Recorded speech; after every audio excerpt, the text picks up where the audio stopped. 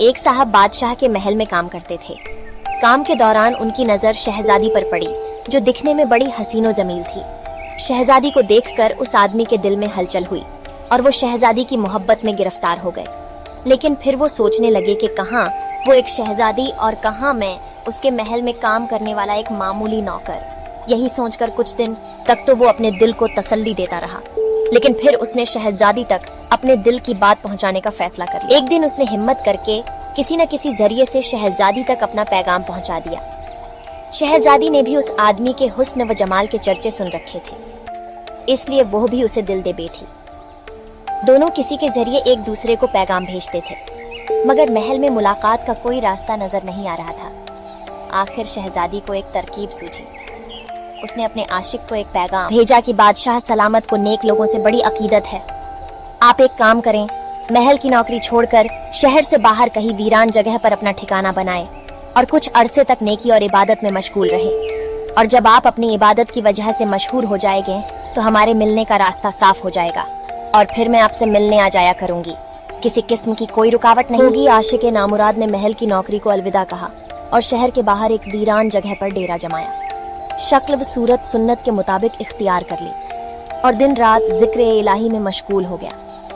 कुछ अरसे के बाद लोगों में उसकी नेकी और परहेजगारी की चर्चा होने लगी। शहजादी तो मौके की तलाश में थी। वो फौरन बादशाह के पास गई और कहने लगी कि शहर से बाहर एक नेक इबादत गुजार और परहेजगार आदमी रहता है। शहर के लोग उनसे दुआएं लेने जाते हैं। बादशाह सलामत, अगर आप मुझे इजाजत दे तो मैं भी उस नेक आदमी से दुआएं लेना चाहती हूँ। ये सुनकर बादशाह ने अपनी बेटी को उस नेक आदमी से मुलाकात की इजाजत दे दी। बादशाह से इजाजत मिलते ही शहजादी अपने आशिक नामुराद से मिलने पहुंच गई। डेरे में पहुंचकर उसने सब लोगों को बाहर खड़ा कर दिया और खुद अकेली अंदर आ गई। आशिक नामुराद ने उसे देखा तो कहा, ए लड़की, बाहर चली जाओ, आप बगैर इजाजत कैसे यहाँ आ गई? शहजादी ने याद दिलाया कि मैं वही हूँ जिसके हुस्न व जमाल पर आप आशिक थे, तन्हाइयों में बैठकर आहें भरते थे, मुलाकात के लिए तड़पते थे। आज मैं आपसे मिलने आई हूँ। उसने मुंह फेर कर कहा, ए लड़की, वह वक्त चला गया। ये सच है कि मैं तुमसे मिलने के लिए नेकी के इस रास्ते पर चला था, लेकिन अब मेरा दिल अल्लाह की मोहब्बत से लबरेज हो चुका है और अब इस दिल में अल्लाह के सिवा किसी के लिए कोई जगह नहीं है।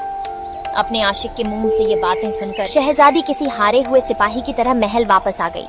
सच है कि जिस दिल में इश्क ए इलाही हो, उस दिल में कोई और नहीं रह सकता। अगर मेरी वीडियो अच्छी लगे तो अपने दोस्तों तक जरूर भेजें और मेरे चैनल ग्रेट स्टोरी को सब्सक्राइब करना न भूलें।